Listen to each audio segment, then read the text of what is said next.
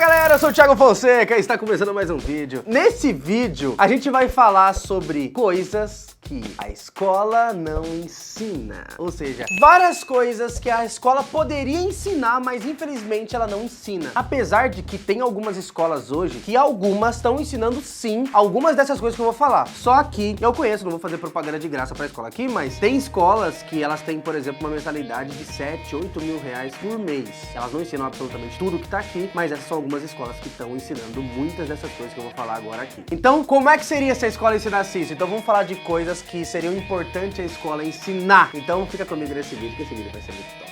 Então vamos lá, a primeira coisa que a escola poderia ensinar...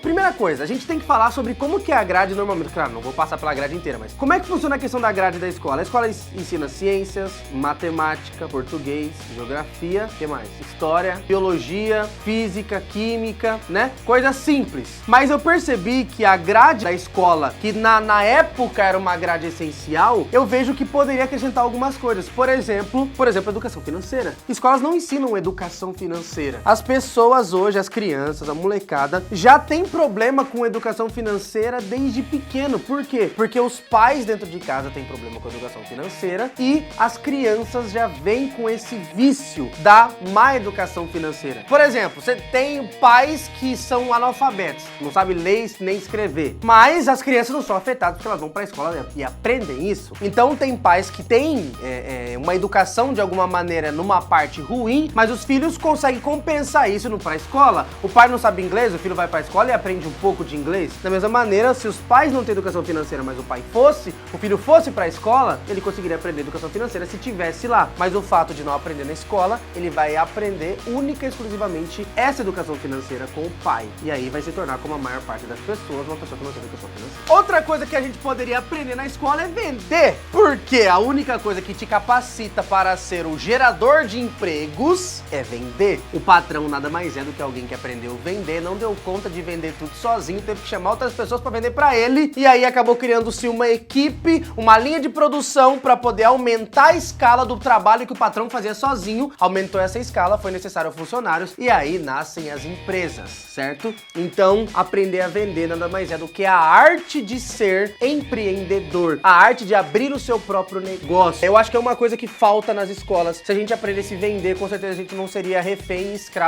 de um sistema que obriga a gente a simplesmente entender que a única maneira de ganhar dinheiro é trabalhando para alguém. Só que na outra ponta existem os geradores de emprego. Então, mãe, eu não quero trabalhar para alguém, mãe, eu quero ser o cara que vai dar emprego para essas pessoas. E se a gente aprendesse a arte do empreendedorismo nas escolas, a gente com certeza teria muito mais empresas, a gente teria um mercado muito mais aquecido, porque querendo ou não, quanto mais empresas, quanto mais dinheiro sendo gerado, mais rico é esse país. E é por isso que os Estados Unidos é a maior potência do mundo, porque é um dos países que mais incentiva o empreendedorismo. Outra coisa que eu acho que a gente poderia aprender na escola é inteligência emocional.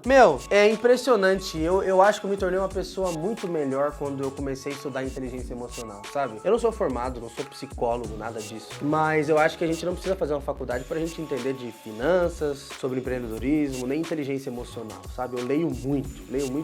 Todo dia eu leio bastante. E ler tá me ajudando demais. Eu já li sobre livros dos maiores de inteligência emocional do mundo. Isso tá me ajudando muito, tá me ajudando a me conhecer. Você começa a compreender que você não é refém das suas emoções, você não é refém dos seus pensamentos, você não é refém das situações, você não é um escravo das circunstâncias, ou seja, não são as circunstâncias que me fazem, eu posso escolher meu próprio destino. Isso é ter inteligência emocional. É você dominar suas emoções, é entender que você tá no controle. Uma vez que você tá no controle, é você quem determina o seu destino. Então as pessoas não entendem isso. Então se a gente entendesse sobre e fosse ensinado sobre inteligência emocional nas escolas, com certeza o bullying seria visto de outra forma, com certeza o racismo seria visto de outra forma, com certeza essa questão da orientação sexual seria vista de outra forma e tratada de outra forma. Não pelos movimentos que defendem as causas, não é sobre isso que eu tô falando sobre as próprias pessoas, sobre o amor ao próprio ser humano. Uma vez que a gente é inteligente emocionalmente falando, a gente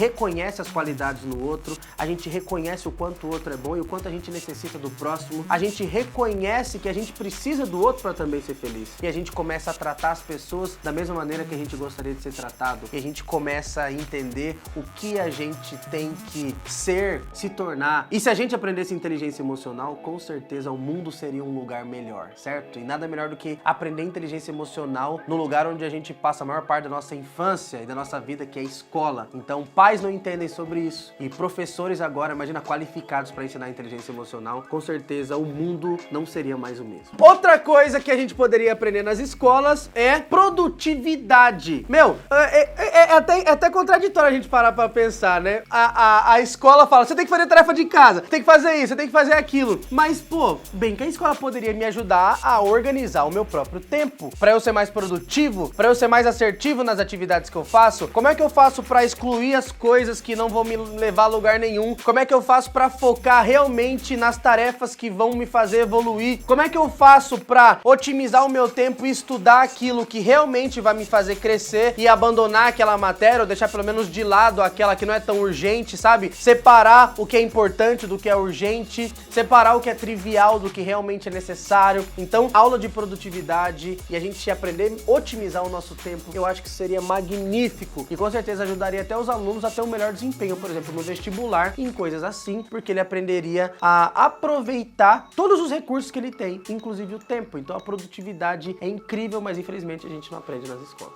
A próxima coisa que eu acredito que seria interessante a gente ter nas escolas é o que, Brasil? É o que, Brasil? Descobrir o nosso talento. Eu já participei de show de talentos na escola, eu lembro que eu tinha cantado, eu cantei uma música.